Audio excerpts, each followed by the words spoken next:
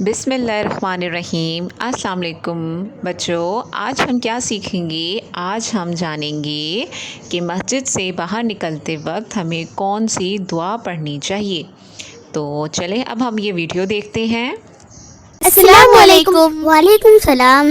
دوستوں، معذرت چاہتا ہوں، مجھے دیر ہو گئی۔ کوئی بات نہیں، سب خیریت تو ہے نا؟ الحمدللہ سب ٹھیک ہے۔ دراصل امی نے دکان سے سامان منگوائے تھے، وہی دیر ہو گیا۔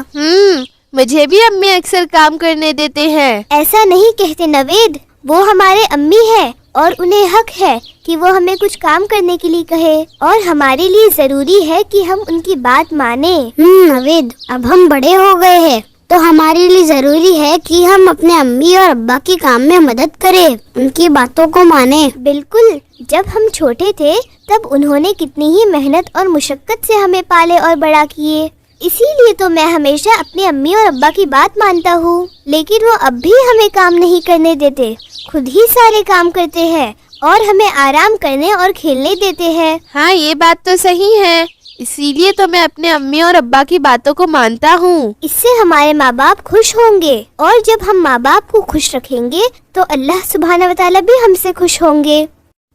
دیکھو، اب میں ہمیشہ مسجد میں داخل ہوتے وقت دعا پڑھتا ہوں، اللہم افتح لی ابواب رحمتک۔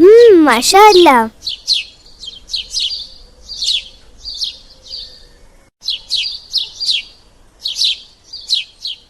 دیکھیے، میں نے کہا تھا نا، شاید امام صاحب سورہ غاشیہ ہی پڑھائیں گے۔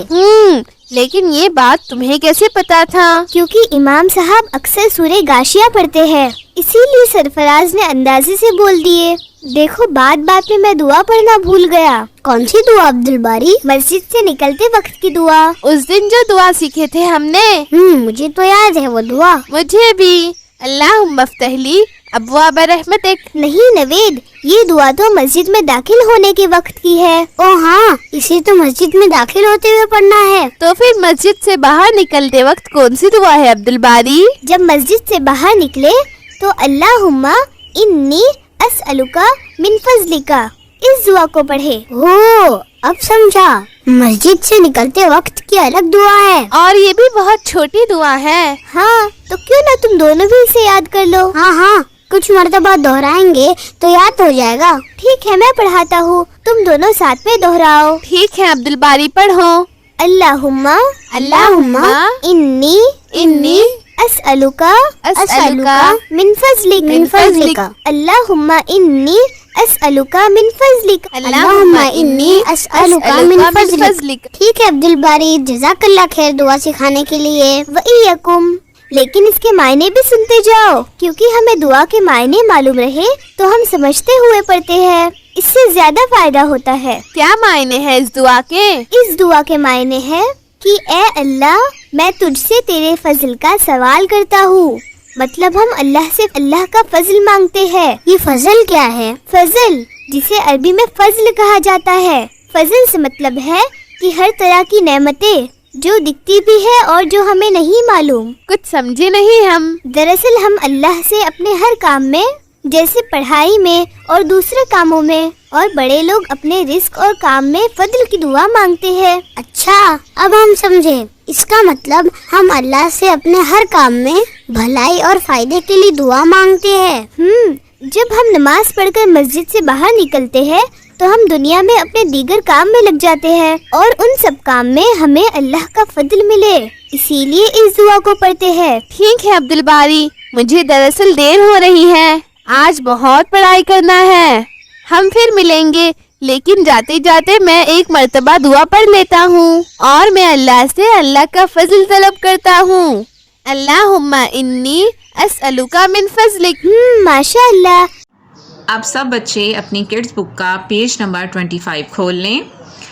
آج ہم بچوں سبق نمبر 1 اللہ تعالیٰ کے سوالات کریں گے۔ آپ لوگوں نے اسے زبانی یاد بھی کرنا ہے اور لکھنے کی پریکٹس بھی کرنی ہے، ٹھیک ہے؟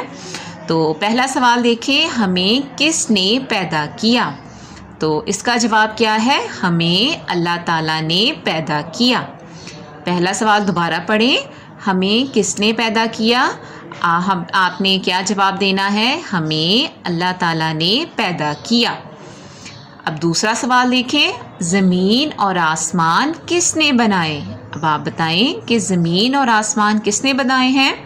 زمین اور آسمان اللہ تعالیٰ نے بنائے۔ کس نے بنائے؟ اللہ تعالیٰ نے۔ آپ نے کیا جواب یاد رکھنا ہے؟ زمین اور آسمان اللہ تعالیٰ نے بنائے۔ بار بار آپ نے یاد رکھنا ہے اللہ تعالیٰ۔ سوال نمبر 3 دیکھیں، ساری کائنات کا مالک کون ہے؟ ساری کائنات کا مالک کون ہے؟ ساری کائنات کا مالک اللہ تعالیٰ ہے۔